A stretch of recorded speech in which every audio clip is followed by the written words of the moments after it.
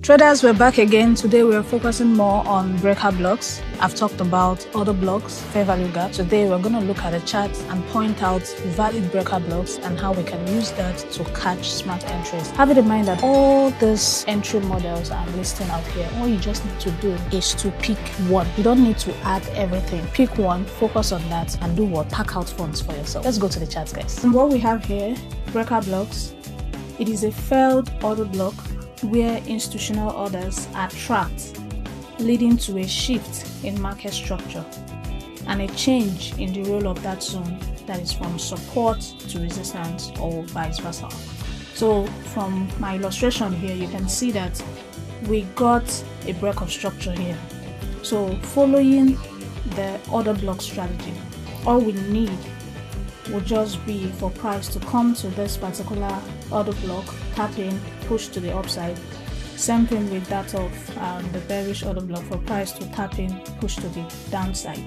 But then if price should come to that order block and break it, more like giving a change of character or further break of structures, that simply means the order block has failed.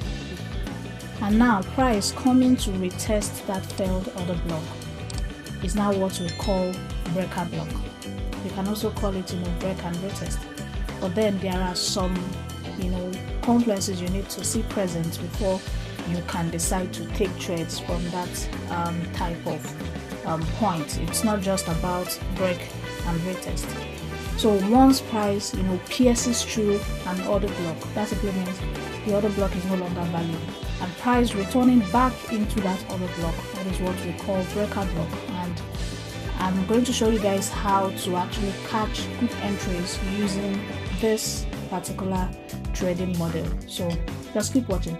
Let's get to know the importance of breaker blocks. Why is breaker block important? A breaker block is very important in smart money concept trading because it helps traders understand where the market has switched direction. So you can also see from this illustration, once we get that failed order block, once price pierces through an order block, we position that order block. All you just need to do is map it out, waiting for price to come back into that zone, and then you take an entry. It shows that the market has changed direction. And remember, once price clears a valid order block to the downside, that signals a change of character. Most of the times price can just come and test the failed order block and keep pushing to the downside. So that is very important to note. Something is applicable to that of the bearish structure. Price piercing through a valid order block, and then you map out the failed order block as the breaker block. You wait for price to come into that zone, and then you push it to the upside. Remember, you don't just trade it blindly. There are some confirmations, there are some confluences you need to see present, which I'll show you guys on the next slide. Traders, so let's go through the different confluences you need to see present, to map out a valid breaker block. So the first one here, an order block must do what? Fail.